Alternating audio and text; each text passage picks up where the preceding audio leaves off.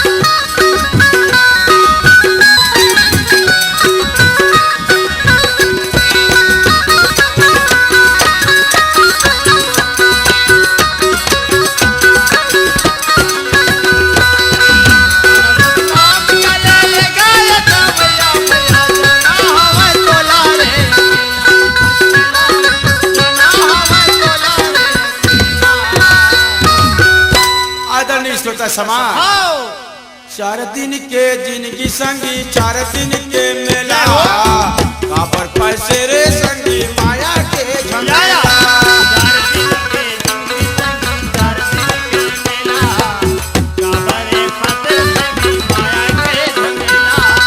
अरे बड़ी मुश्किल में ये माने तो हम जबर भाई 4 दिन के गुरुजी।